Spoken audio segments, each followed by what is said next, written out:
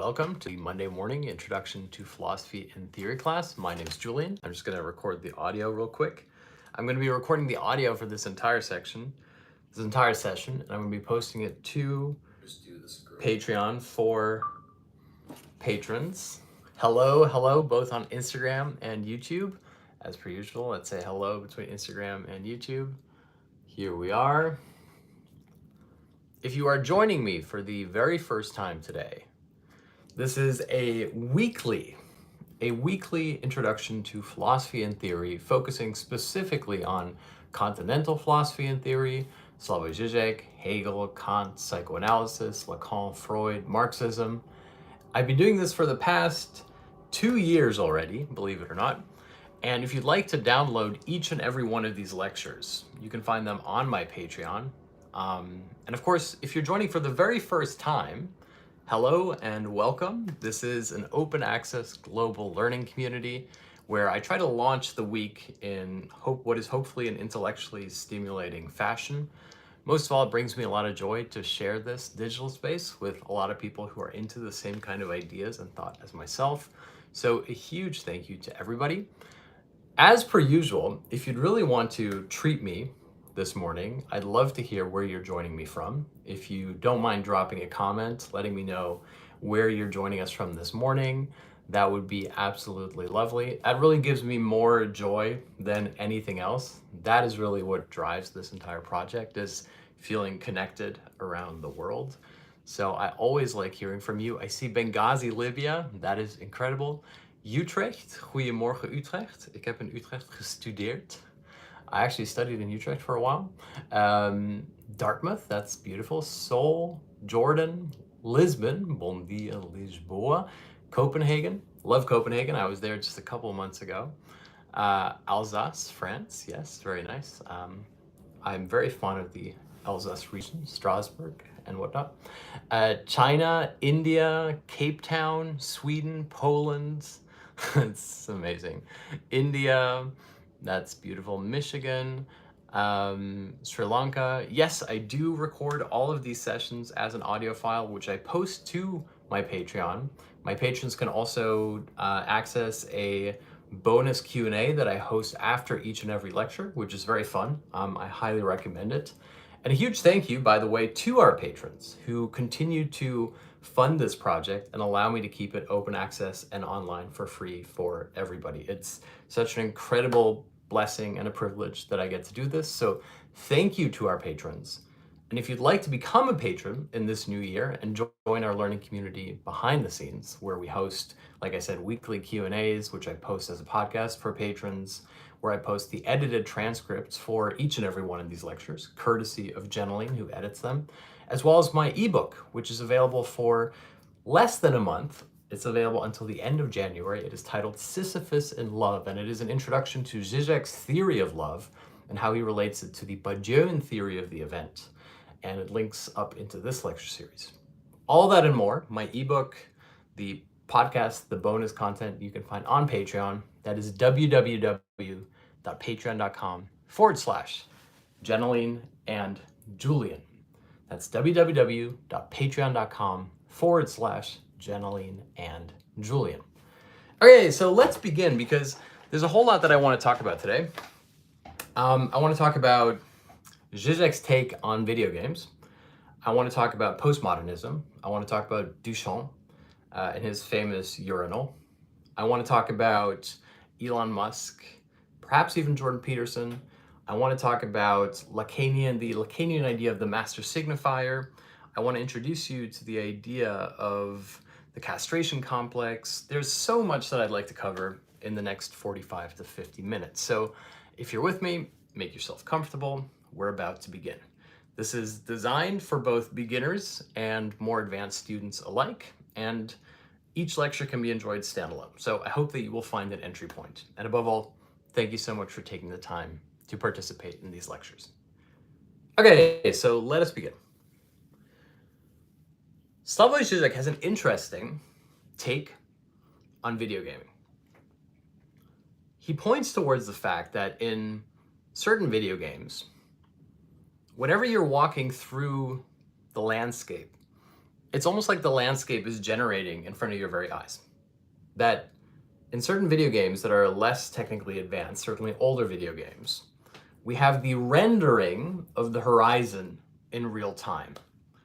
In other words, that as you progress into the horizon, rather than falling into a limit, a transcendental limit that is like a wall, which used to be the case in really old games, that you have the illusion of depth, the illusion of the transcendental horizon of the video game emerging as you play it.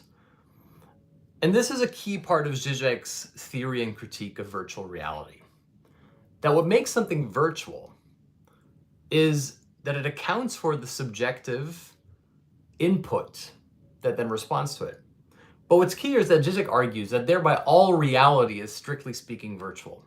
That instead of having a fixed juxtaposition or a binary between the idea of virtual reality and real reality, as it were, that the manner in which we engage with quote-unquote real reality is itself always already virtual.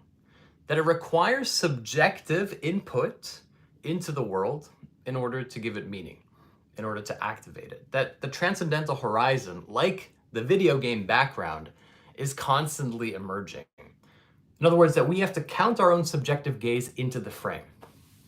Now, if you will, we have here a difference between Hegel's speculative idealism and what Žižek calls the indivisible remainder within Lacanian psychoanalysis.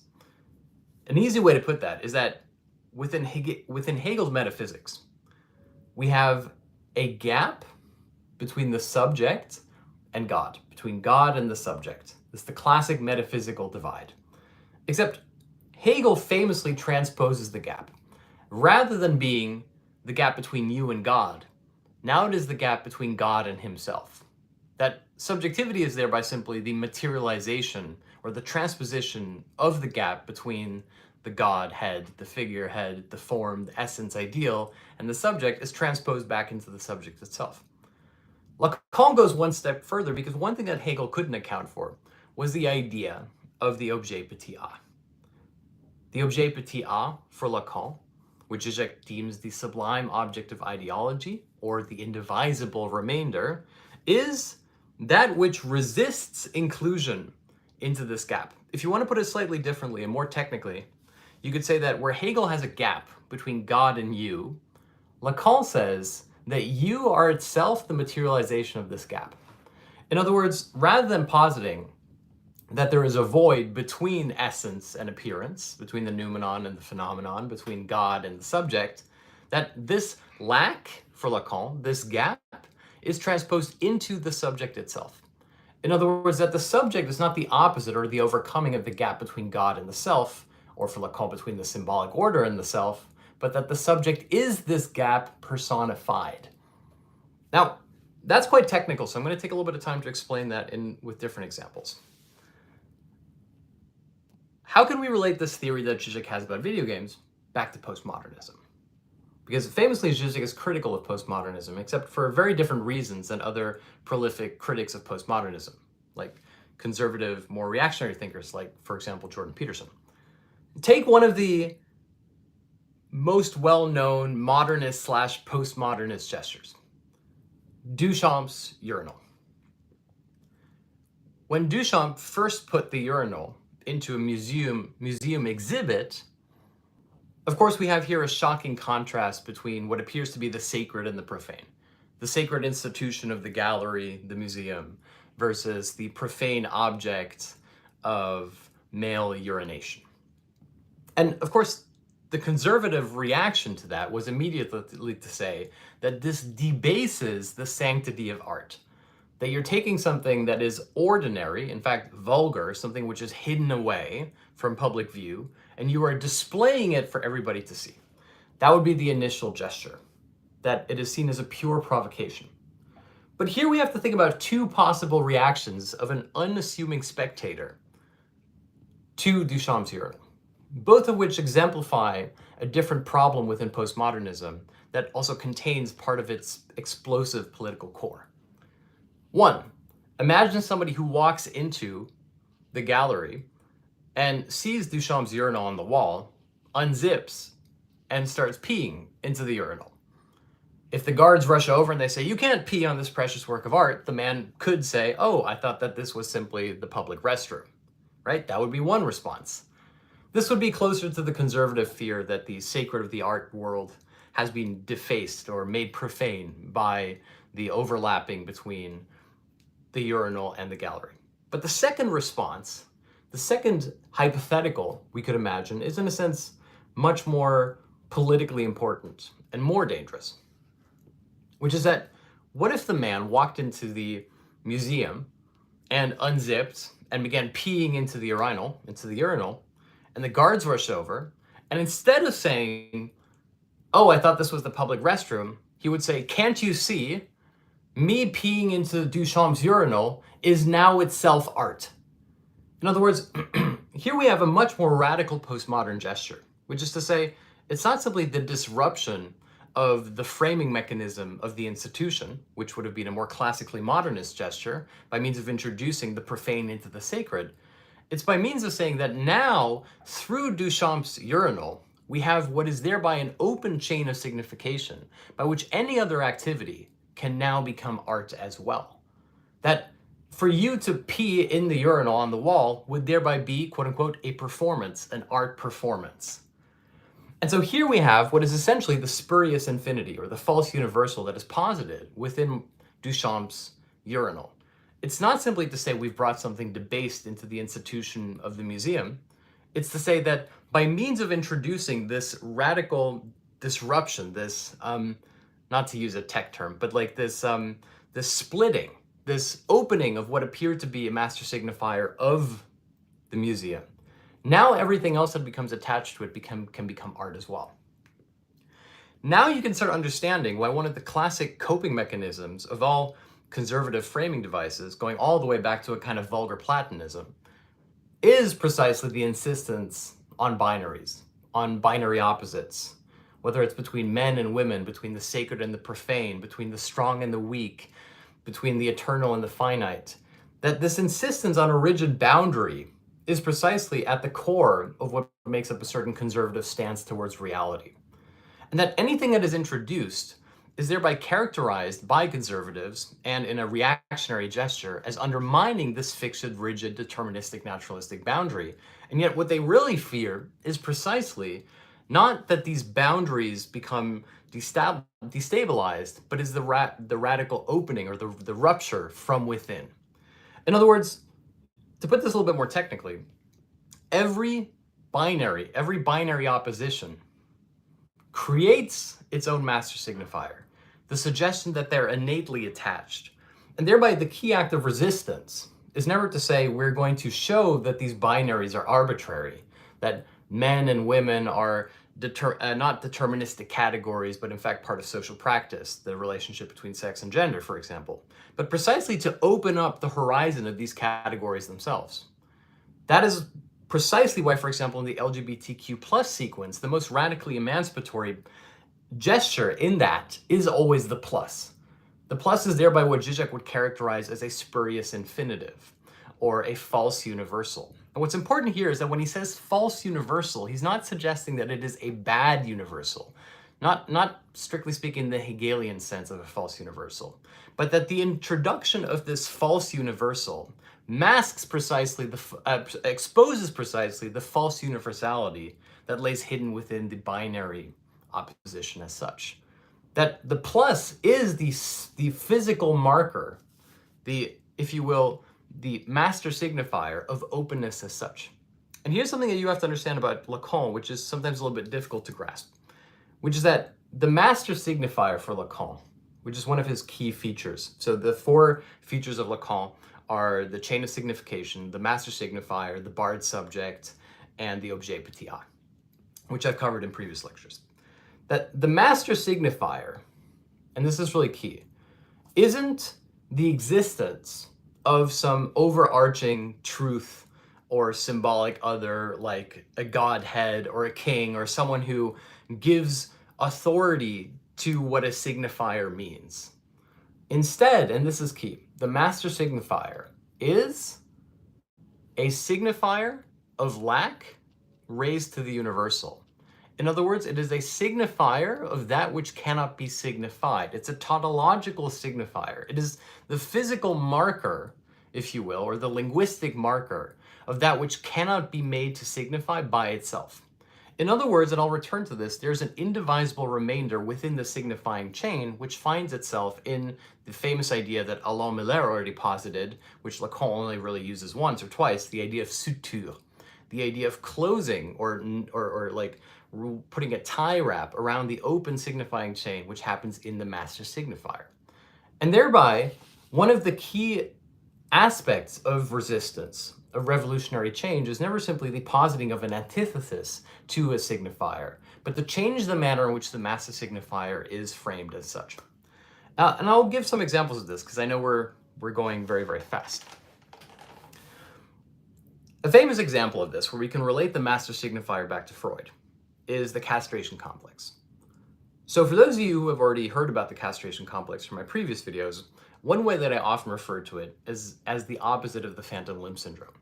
The phantom limb syndrome is essentially, as you probably know already, that there is a limb that is missing, like you're missing an arm, but it still feels like it's there.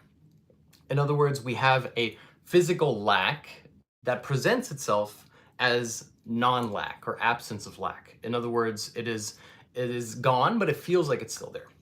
The castration complex is almost the exact opposite. It's to say that the physical member is precisely there. In its material form, it is there, but it feels as if it has already been lost.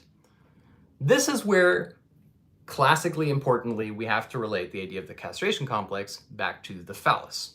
What's key here is that the phallus is not the symbol of male potency. It is precisely the opposite. It is the symbol of male impotence. Now, why would that be? Why would the phallus, which we traditionally associate with power, be a symbol of male impotence? Okay, let's break that down for a moment. So what are classic phallic symbols? For example, we would point toward Jeff Bezos' rocket or skyscrapers, or for a certain type of old-fashioned leftist, even wearing a tie would be a phallic signifier. What's important here is that the phallus, the phallic symbol, is not representing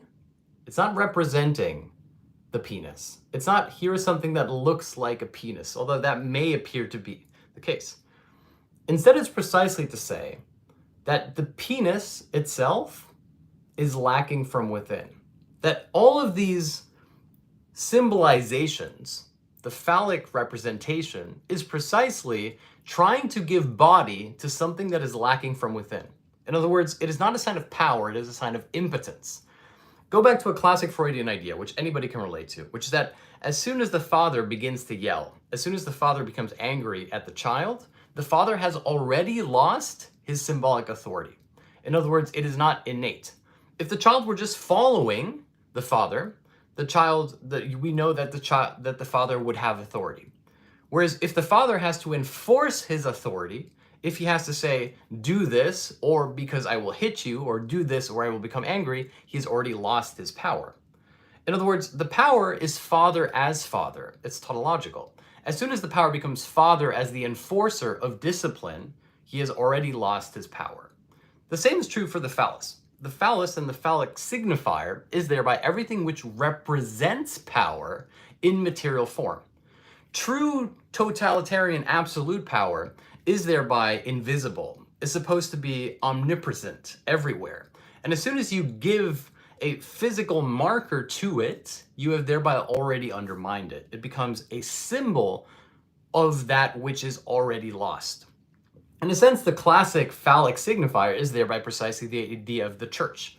That the physical manifestation of the church in the house of God is precisely a house of God in which God is already gone. He is no longer there. As the existentialists put it, or we have declared the death of God. Of course, one of the classic twists and inversions within the Christian faith, which Lacan was already aware of, hence why he quipped apropos the existentialists that they may have declared the death of God, but they forgot to tell God, is that this absence of God is precisely constitutive within the Christian faith as such. After all, the idea of faith is precisely not the belief in the physical manifestation of God as the Father in the sky, but precisely the transposition of the idea of the universal deity back into the particular subjective experience activated or actualized within the community of the faithful. This is, again, to go back to Hegel, the classic Hegelian transposition, namely that the gap between you and God is simply transposed back into the subject as such. For Lacan, however, this gap, this lack, has to be transposed literally within the subject. That the subject is not that which overcomes the gap. The subject is the symbolic manifestation of the gap. If you will, you could thereby argue that for Lacan, the subject is phallus. That the phallic principle holds true for subjectivity within the metaphysical divide between God and subject. That therefore, the subject is precisely that which is a physical marker or an embodiment of absolute lack or absolute difference as such. I hope that makes sense so far. We can take it step by step. And so what's key here is that, and I want to actually go back to this for a moment, that when we talk about symbolic castration, we're not talking about the loss of power. We're not talking about something being, if you will, less powerful because it is symbolically castrated. It is, again, once again, exactly the other way around. That symbolic castration is precisely the primordial gesture of all symbolic power relations. That the empty site of power has to be made manifest through physical means. And that thereby the symbolic authority that is disposed, that is bestowed upon the individual comes after the fact. It is something that is indivisible to the subject. It is precisely not natural. Here we have to go back to what I talked about last week, which is Lacan's maxim, and I can't pronounce it very well, les non-dupes se errant, which is the non-duped are the ones who are duped. The classic case of this is the man who walks up to a king. It's the king's new clothes. The child points at the king and says, "The king isn't wearing clothes." Of course, in today's world, it's precisely the world in which everybody knows that the king is not wearing clothes. Nobody has any illusions about the fact that there is nothing innate to being king. If you will, the whole idea of a monarchy in today's secularized world is a kind of bastardized excess. The idea of a representative of God on earth that remains as a symbolic figurehead because we've constructed all of our symbolic social relations around the king. This is also why the key gesture towards undermining the symbolic authority of the monarchy, as we saw, for example, with what happened with Prince Harry recently, is precisely to pathologize the monarchy, to suggest that they are simply another family with their own family feuds. This is the famous Tolstoy line that every family is happy in the same way, but every family is unhappy in different ways. That the monarchy is just another family. Of course, what's funny, and this is not to go on a tangent here, but when Diana famously called the monarchy the firm, this was the perfect transition from the idealized monarch as the figurehead, the representative of God on earth, towards the neoliberal corporate ideology of the 1980s. In a sense, the idea of the firm, which was intended as a pejorative but has now been embraced almost as a kind of declarative function about the monarchy as such, was the perfect transition of the sublime entity of the monarch towards the CEO corporate figurehead of the 1980s. And that thereby what the idea of the firm, rather than being the antithesis to the monarchy, is precisely the continuation of the ideal of the monarchy within a contemporary secular society. Of course, what is threatening to the monarchy, as I said before, is precisely the pathologization of the monarchy, of having feelings and emotions and family infighting, and that, in a sense, everything is so sad about them. They're simply another broken family living in another broken home. This pathologization of the monarchy, turning it into a particular instance of a family, is precisely how you undermine the monarchy from within.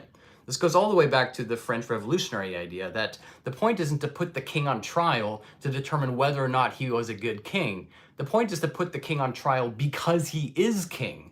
In other words, the problem is the kingness. The problem isn't whether or not he was good at being king. And as soon as you represent the monarchy as simply another broken family, it's no longer a question whether or not they were king. They were not king. They were family. Hence also why the family and the affirmation of the family as the nuclear family is a key component of bourgeois ideology, which is specifically the ideology of social relations as material relations, which is totally different from the idea of the monarchy, which falls within the traditional ideology of the serf and the master. But that's for another time. The point here is that castration, this is the one thing that I want to emphasize, is that the castration complex, rather than being the symbolic site by which you lose authority, is in fact the first foundational principle by which authority is made manifest in the world. When you look at a king and the king is wearing a crown, and you say, oh, underneath the crown, he is simply another human being just like me, thereby he is not king, this is what Lacan means by the non-duped are duped. That to insist on material reality and the naturalistic features of the monarch is thereby precisely to fail to understand that what properly gives him power is precisely the fake or arbitrary, aka virtual components of his symbolic authority. In other words, that authority, which cannot imminently be absolute, has to succumb to symbolic physical manifestations by which this authority is made manifest and given meaning within the world. Thereby that all power is simply symbolized impotence. That power is not the opposite of weakness, but that power is the manifestation of weakness in the world. Again, we go back to the conservative insistence on binaries between the strong and the weak, the brave and the brave and the fearful, etc. And you start realizing that this insistence on the binary is precisely one of the ways in which we uphold the illusion that there is an innate a priori quality to the idea of strength as such. The Lacanian idea, building upon the Freudian idea of the castration complex, is much more radical. It's to suggest that power is thereby nothing other than the symbolization of impotence, that it is one and the same in its opposite guise, and that finding this truth is precisely how you undermine it from within. It's not saying, oh, the king is just another man, he's wearing a crown. It's saying that the crown, precisely because it is absent, ontologically filled in by nothing, that it is something filling in a lack, a signifier of absolute negation, is thereby precisely what makes it powerful. And now you can see how he relates that to the master signifier. If the master signifier is precisely the signifier of that which cannot be signified, which performs a kind of suture or closing, a dramatic gesture of an open signifier, you realize how powerful it is. And this is in a sense what the monarch is. The monarch is a physical embodiment of the master signifier, that everything within the society takes place under the auspices and the hierarchy that is created by the suggestion of the monarch as such. That the monarch becomes the physical embodiment of order, precisely no longer as a human being. That the monarch is thereby empty. He is a kind of walking lack, a walking symbol. So why am I introducing all of this? Well, there is a method to the madness here, which is that we're talking about postmodernism. And the idea of postmodernism, for example, within Duchamp and Duchamp's urinal, being the introduction of a kind of radical gap within this signifying chain. Remember I said that when we have Duchamp's urinal in the museum, it can be interpreted in one of two ways, or perhaps three. The first, the standard conservative response, is to say, how could you bring something so debased into the sacred halls of the museum, the institution?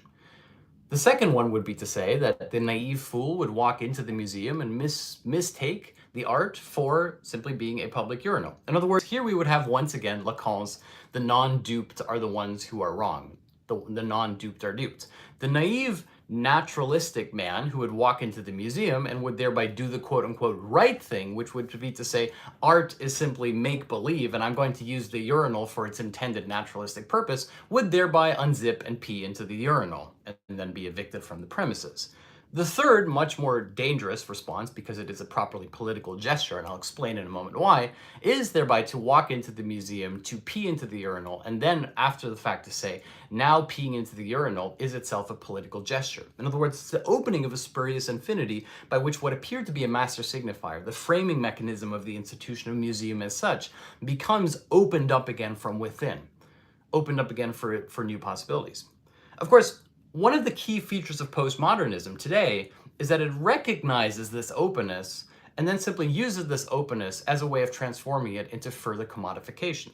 Think about the instance where the Banksy painting was sold at auction and then immediately shredded, that as soon as the painting was sold, it started automatically shredding itself.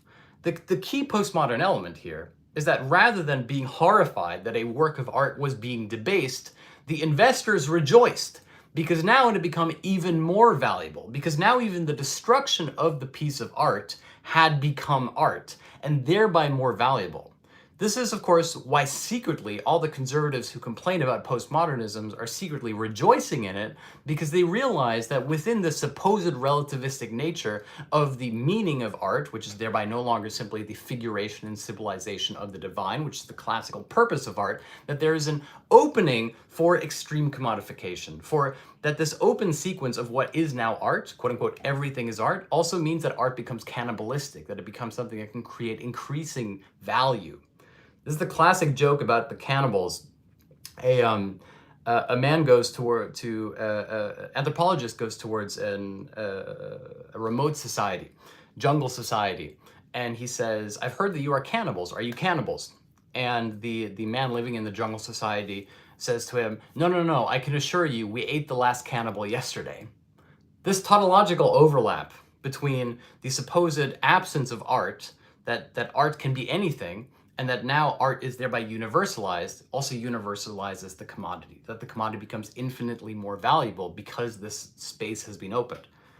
And this premise of the postmodern, which is precisely the opening up of a new sequence where the destruction of art becomes a form of art, and thereby that the erasure of the physical value of art becomes, as Marx already put it, the proposition by which everything that is solid melts into air, by which value becomes increasingly abstracted from the physical source of what it is of course precisely what we see within NFTs today. If you think about it, like an NFT is the opposite of the principle of crypto. If the principle of crypto is supposed to be about the sort of endlessly opening up chain of signification of the value structure, which can be traced back to the original buyers and sellers, NFT is saying, let us radically close this signifying chain into one item, which can then only be owned by one person at a time. And of course, the crucial, again, Lacan's les non-dupes s'errant, the non-duped are the idiots, can be found in people who say, oh, it's just a JPEG, it's just an image. The person who looks at an NFT and says an NFT is simply an image, thereby fundamentally misunderstands the central symbolic power and the authority that derives from the individual singular ownership of the NFT. In other words, looking at an NFT and saying that it is simply a picture that anybody could own is like looking at the king and saying that the king has a crown that anybody could put on their head. Of course, the point is precisely that it is arbitrary and it is arbitrarily linked to one person, that it can only ever be embodied by one person as such.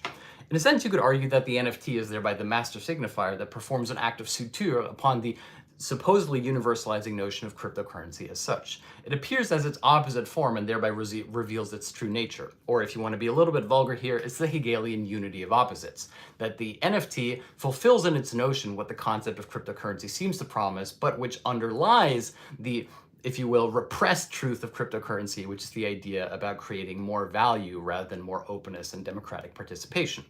This is, of course, one of the key ideological falsehoods within the idea of the whole crypto Web 3.0 space, which is that what is sold to you as increased democratization, increased participation, increased equality is simply increased access to what is thereby a fundamentally suspicious process of valuation. This is also one of the classic things whenever a crypto scam takes place. Like, for example, the one that CoffeeZilla accused Logan Paul of having done with CryptoZoo. We always ask ourselves, how is it that people believed? How did people buy into this project? And the simple answer is not that people want to be fooled, which I always find to be a slightly cynical liberal stance on this problem, but precisely that everybody knows that crypto is a scam and that people want to be part of the scam. In other words, the successful scam is convincing people that they too could be part of the scammers, that they too could be part of this process by which value is seemingly generated out of thin air. Now, of course, this is also something that happens within dictatorships all the time. People say, why do people vote for Erdogan in Turkey? Well, why do people vote for a corrupt leader? Well, it's not because they like corrupt leaders, but because they believe that there is a corrupt system that exists a priori that is taking advantage of them, and that thereby, in a spectacular turnaround of logic, it is precisely the corrupt leader who is the liberator, who will drain the swamp, who will become the person who symbolizes the rebellion of the true good man, as such. Here we have a classic idea that already takes place within Lacan. I don't want to make this too hard, but basically okay, so go back.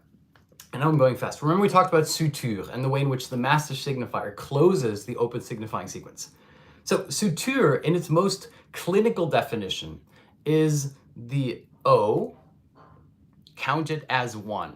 In other words, the other counted as one. And if you will, here we can actually go back to like Kanye, for example, a couple weeks ago. When Kanye was on InfoWars and he was talking about how he loves everybody, how he has universal love for everyone, and then immediately pivoted into, this means that I love Hitler and I hate Jewish people, a lot of commentators said, wait, how can Ye profess universal love, a love that is so universal that it includes Hitler, who is perhaps one of the historically sort of most reviled people, and of course a figure of hate, a symbol of hate across time. This universal love then immediately pivots towards, well, I hate the Jews. This doesn't seem to be universal love thereby. And from a Lacanian perspective, it's the exact opposite. It's to say, of course, universal love, the counting of something as a one, has to be supplemented by an other. In other words, the other counted as one supplements the idea of the universalizing love. To put that in a less abstract terms, essentially, what is anti-Semitism other than counting the other as one? To take the particular instances of what it means to be Jewish and Jewish heritage and experience and the disparate realities of Jewish people across the world into the master signifier, the reactionary framing mechanism of the capital J Jew. And that thereby the idea of universal love, I love everybody, can only be sustained by suggesting that what makes universal love impossible is thereby the constitutive exception, what Marxists also like to, or what post-Marxists like to call the part of no part, namely that of the Jew, the other elevated to the level of the universal, which means that the act of Suture is to take the O and to count it as one, the Jew. And if you go back to like Primo Levi's writing from during the Holocaust, where he writes about how one of the insights in the prison camps, extermination camps, was that he never realized, what he realized was how different he was from all the other Jews. That to be in an extermination camp, in a concentration camp, was to realize that there was no such thing as the Jew, the capital J Jew. That the whole idea of a unifying body of Jewishness was precisely part of the reactionary fantasy that was required to sustain the notion of universal love of the people of the German Reich, and so on and so forth. And that thereby the Suture moment, the act of the master signifier, is never the insistence simply on binary scapegoating, us versus them, but it's the elevation of others into a them.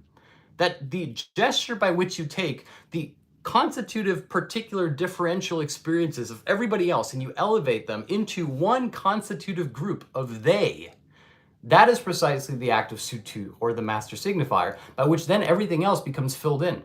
This is the key aspect of all conspiratorial logic. As soon as you say they do X, or the man does X, is that everything around you becomes infused with meaning because it becomes constitutively it becomes constitutive to the idea of the other counted as one. That is the master signifier, or the act of Suture, the act by which we take what is otherwise an open, spurious sequence of signification, which is thereby contingent. Remember, for Lacan and for Žižek and for most proper Platonists, reality is contingent. It is filled in subjectively through the subjective walking into the frame of the transcendental horizon, like in the video game. But precisely the idea, the positing of an O counted as one, is how you create this reactionary framing mechanism by which you give unity or sanctity to the being of the subject as such, which is thereby under threat from all the exterior forces. Now you can start understanding why someone like Andrew Tate suggests that the matrix is all around us and that is taking advantage of us. This is like Susan Sontag's famous or infamous joke that she wished that she were a paranoiac because at least for paranoiacs, everything happens for a reason. That within the reactionary framing mechanism that someone like Andrew Tate employs of the matrix, and that thereby even if he is arrested for criminal enterprises, that thereby this is the matrix striking back at him. The secret here is that this conspiratorial insistence on the elevation of the contingent other to the universal other is precisely not just an evasion tactic, but it is how you give retroactively the illusion of constitutive necessity to the subject as such. In other words, to go back to the very beginning of this lecture, which is that if we have a gap between you and the absolute, that the transposition of the absolute into you can only be foreclosed, in other words, disavowed, by suggesting that the absolute is absolute without you. I know I'm not explaining this very well, but the idea of the matrix is comforting precisely because it suggests that you have real corporeal authority towards yourself. That the matrix is a reactionary system devised to take you away from the core truth of your being. Whereas the Lacanian insistence, which is thereby very analogous to the Hegelian metaphysical premise, is that there is precisely no unifying core to your subjectivity a priori. That the subject is what revolves around a lack. In other words, that in the same way that symbolic castration is what gives power to things precisely as a physical manifestation to mask or obscure their impotence, is to say that there is no power underneath that is masked, but that there's precisely nothing underneath that is masked. That the lack for Lacan, or the void for Hegel, is thereby properly constitutive, or what you might call constitutive negativity. And now you can start understanding why the idea within Hegel of self-relating negativity is precisely not negativity that relates between itself, constitutive opposites, but the idea of a negation that revolves around its own core, that is the master signifier, if you will. That is the principle of no principle. That is the signifier of that which cannot be signified, which performs an act of suture upon the subject, which is the idea of the subject as real, as authentic. Now, there's a couple things I want to add here. One of the key gestures within postmodernism, and I should have come to this earlier, remember that I said that for crypto, that democratizing the financial space is like one of the key incentive structures. That thereby precisely the manner in which you remain unquestioning of the structural preconditions of finance capitalism is to be promised that you now have the same kind of access to exploit others that the exploiters had upon you. That people vote for a corrupt politician because they believe that now at least they won't be corrupted by the secretly corrupt people, the conspiratorial other, etc. That this same attitude, which is thereby the attitude of fake participation, runs throughout the postmodern experience.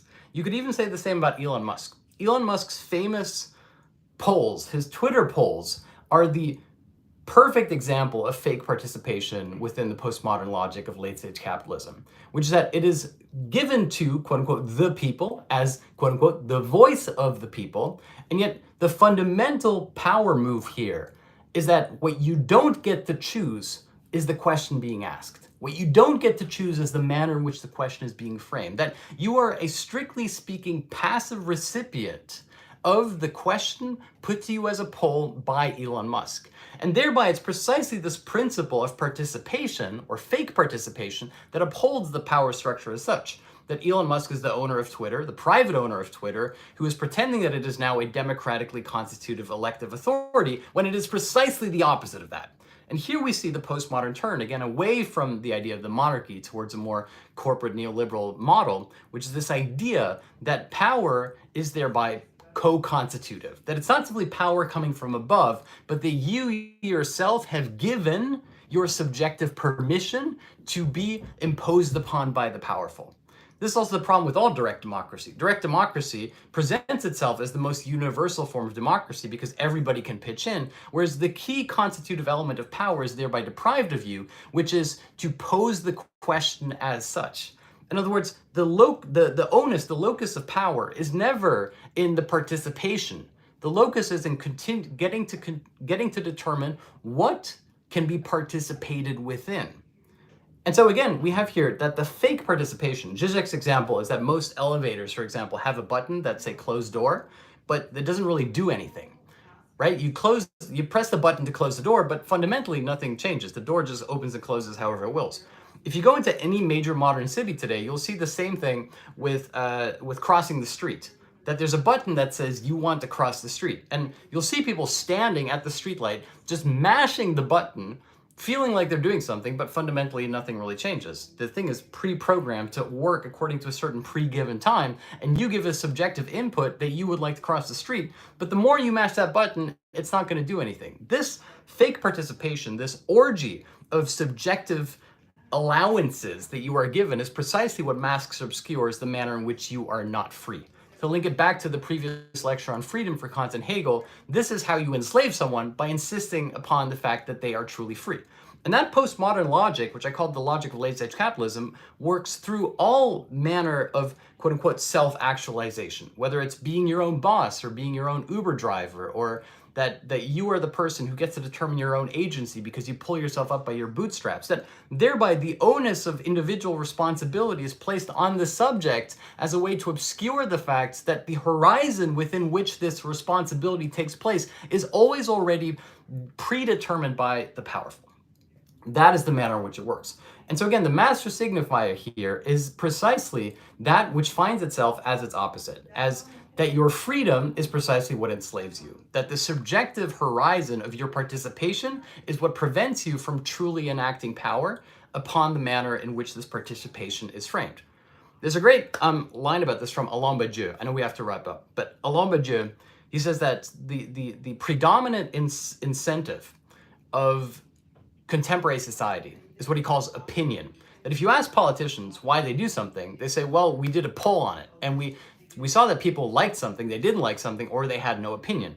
And then you ask yourself, how did people have that opinion? And politicians say, it's not our purpose to interpret why people have an opinion, it's our purpose to follow the people's view.